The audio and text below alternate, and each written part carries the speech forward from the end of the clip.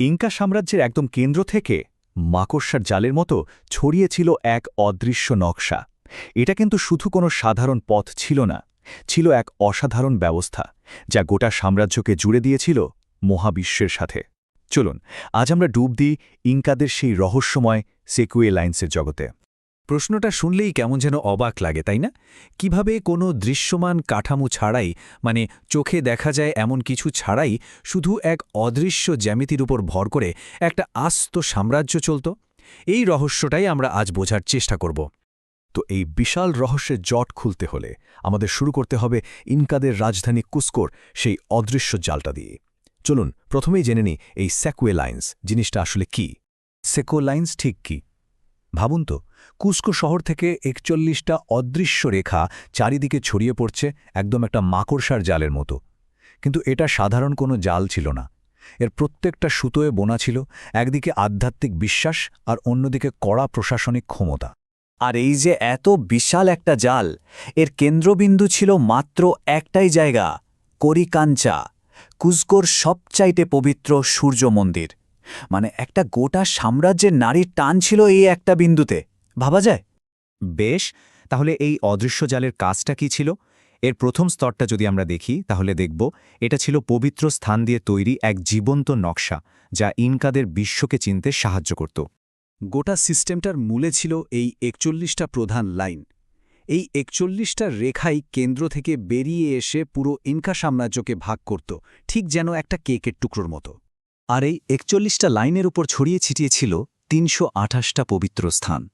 ৩২৮, এই সংখ্যাটা কিন্তু খুব গুরুত্বপূর্ণ। মাথায় রাখুন, কারণ একটু পরেই আমরা দেখব এটা কেন এত তাৎপর্যপূর্ণ ছিল। এই যে পবিত্র স্থানগুলো, এগুলোকে বলা হতো ওয়াকাস। আর সবচেয়ে ইন্টারেস্টিং ব্যাপার হলো, এগুলো কিন্তু সবসময় মানুষের তৈরি কোনো মন্দির বা মূর্তি ছিল না। ইনকারা প্রকৃতির মধ্যেই পবিত্রতা খুঁজে নিত। একটা ঝর্ণা, একটা বিশাল পাথর বা কোনো উঁচু পাহাড়ের চূড়া, এগুলোই হয়ে উঠত তাদের ওয়াকাস। তাহলে এই পবিত্র ম্যাপটার আসল উদ্দেশ্যটা কী ছিল? প্রথমত, এটা ছিল তীর্থযাত্রীদের জন্য একটা গাইড। দ্বিতীয়ত, এই ওয়াকাসগুলোই ছিল উৎসর্গ করার জায়গা। আর সবশেষে এর মাধ্যমে তারা প্রকৃতির সাথে আর তাদের দেবতাদের সাথে একটা ভৌত সংযোগ স্থাপন করত। কিন্তু গল্পটা এখানেই শেষ না। এবার আসছে সবচেয়ে বড় চমকটা। এই ব্যবস্থাটা শুধু মাটির উপরে থাকা একটা ম্যাপ ছিল না, এটা ছিল সময় আর মহাবিশ্বেরও একটা মানচিত্র। হ্যাঁ, ঠিকই শুনছেন।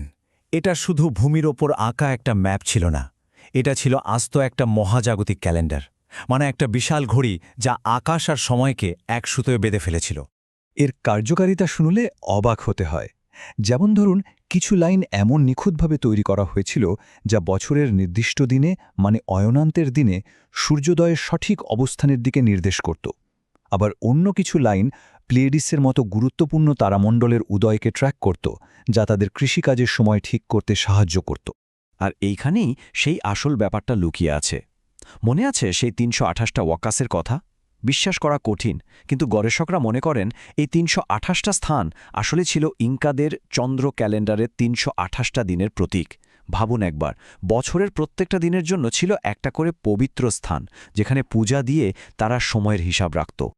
কিন্তু দাঁড়ান, এই সিস্টেমটার আরও একটা দিক বাকি আছে, এর সবচেয়ে শক্তিশালী রূপটা। এটা শুধু ধর্ম বা জ্যোতির্বিজ্ঞান ছিল না, ছিল রাজনৈতিক ক্ষমতা নিয়ন্ত্রণের এক নিখুঁত হাতিয়ার। ইনকাদের এই পদ্ধতিকে আমরা বলতে পারি থিওক্র্যাটিক ম্যানেজমেন্ট। মানে হল, তারা ধর্ম আর রাষ্ট্রকে এমনভাবে মিশিয়ে ফেলেছিল যে একটাকে আরেকটা থেকে আলাদা করার কোনো উপায়ই ছিল না। আর এই সেকুয়ে লাইন্স ছিল তাদের সেই পদ্ধতির মূল ভিত্তি। এর প্রশাসনিক কৌশলটা ছিল এক কথায় অসাধারণ।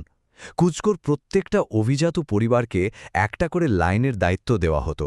সেই লাইনে থাকা সমস্ত ওয়াকাসের রক্ষণাবেক্ষণ আর সেখানে পূজা পাঠ ঠিকমতো হচ্ছে কিনা তা দেখা ছিল তাদের কাজ। এর ফলে প্রত্যেকটা প্রভাবশালী পরিবার সরাসরি রাজধানীর নিয়ন্ত্রণের মধ্যে থাকত। কিন্তু প্রশ্ন হল, এত নিখুঁত একটা সিস্টেম, এর শেষটা কি হলো? আর এই অদৃশ্য মহাসড়কের কথা আমরা জানছি বা কিভাবে?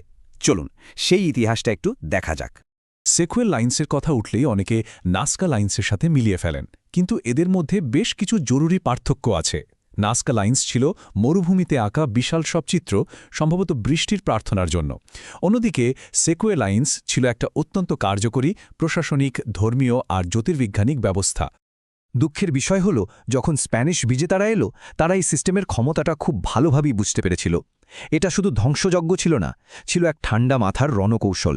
তারা প্রথমে ইনকাদের পবিত্র ওয়াকাসগুলো খুঁজে বের করত, তারপর সেগুলো ভেঙে ফেলত, আর ঠিক সেই জায়গাতেই একটা করে ক্যাথলিক গির্জা বানিয়ে দিত।